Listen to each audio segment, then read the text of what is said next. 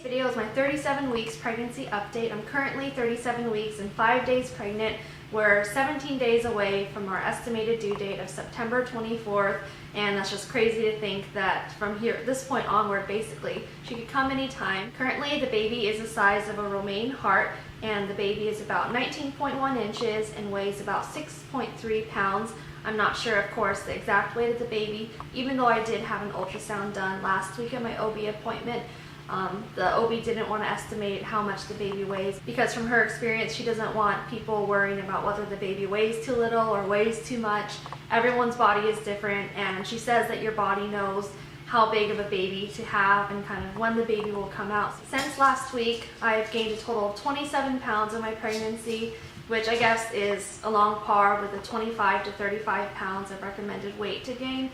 And I think I've still been gaining since because I feel like I've been eating so much, and I'm not sure if it's like my body's way of preparing me. I'm sure it probably is, or I'm just like overeating. So aside from that physical change with the number on the scale, I've noticed that I think I've been retaining more fluid, especially in my feet. Towards the end of the day, they will feel kind of swollen and puffy, and it kind of hurts to walk on them.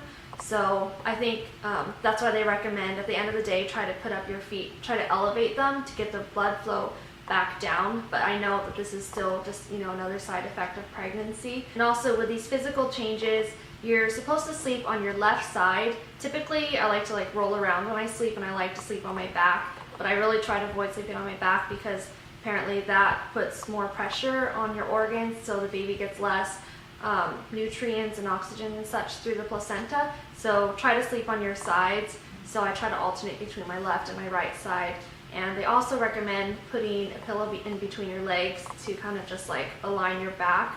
So I know last night I was saying how I was tired of sleeping because I can't really sleep fully comfortable and totally relaxed. But I know that's just going to bite me later because once the baby is born, I will regret saying that I'm tired of sleeping because I know that all new moms just want more and more sleep, which is understandable. And so, yeah. So I guess now we can move on to the bump shot at 37 weeks. So I'm just going to show you right now. So yeah, this is what the baby bump looks like at 37 weeks. I'm not sure, once again, if it looks like she's dropped. I think the belly would have been lower if she had dropped. But yeah, that's what it looks like.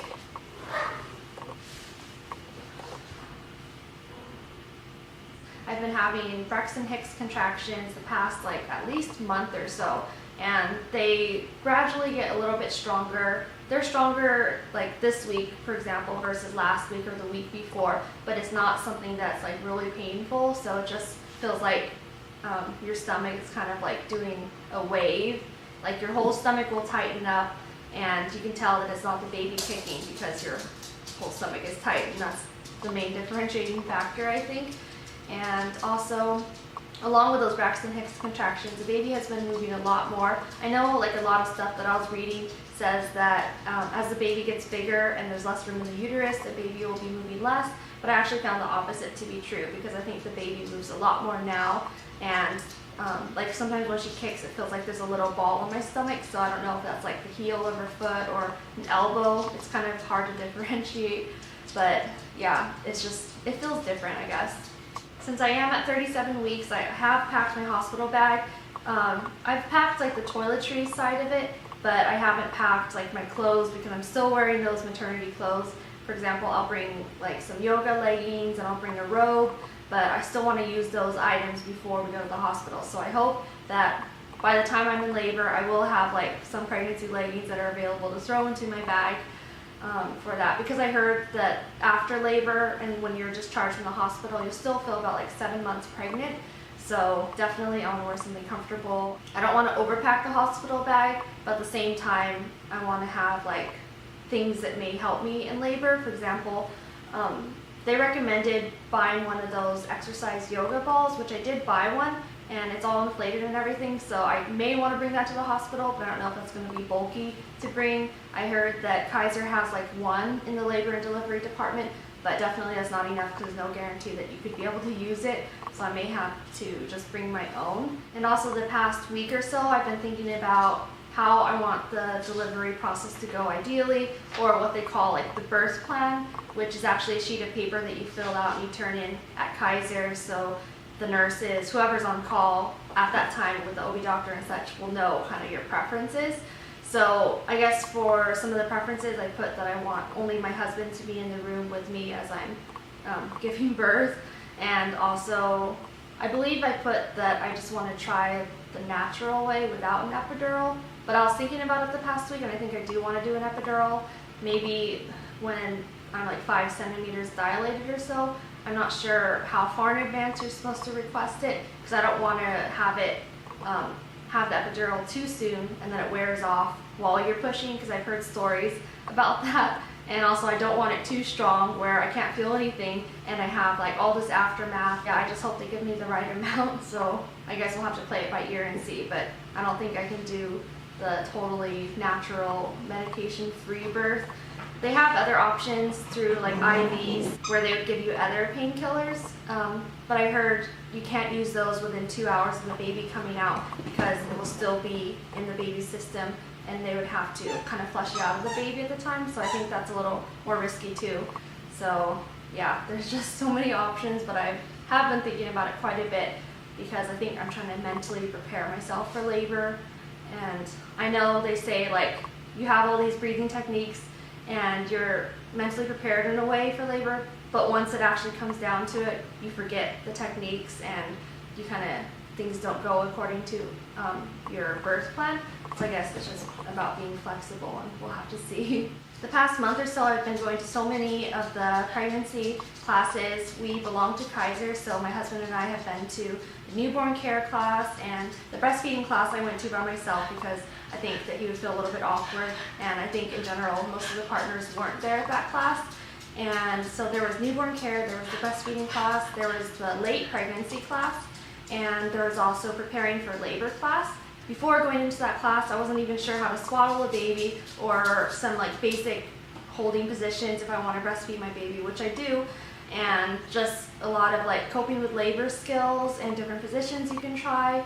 So I would highly recommend to go to classes if your hospital offers them, or sign up for a third-party class to definitely prepare yourself. I know there's a bunch of videos on YouTube and other people's stories and accounts on their labor and delivery or techniques that they use that worked for them. Those are great, but I think it's also good to supplement with something else also so you can feel more fully prepared. From 36 weeks onwards in pregnancy, you're supposed to see your OB doctor once a week. So I saw her once at 36 weeks, and my next time will be next week, which will be 38 weeks, and 1 week onward from there.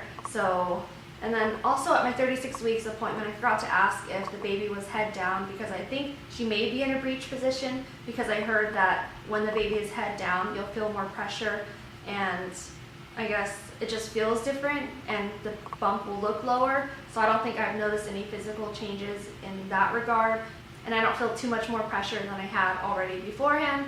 So I guess in my next appointment I'll ask if the baby is head down or if we have to perform a procedure such as the ECV, which is where the doctor, the OB doctor, will manually try to shift the baby using her hands and pressure to a head down position. So yeah, I guess that procedure has about a 50% success rate, and other times like your uterus or stomach will be too hard, too firm, or the baby just won't want to cooperate. So yeah, we'll have to see about that. 2 weeks ago, we had a baby shower at my parents' house, and it was quite a big turnout. My family's quite big, especially where we live in the Bay Area, so we had about like 35 people or so go to it. We invited whole families because I think nowadays, at least in my family, we just invite the whole families. It's not just an only woman baby shower, so that was really nice.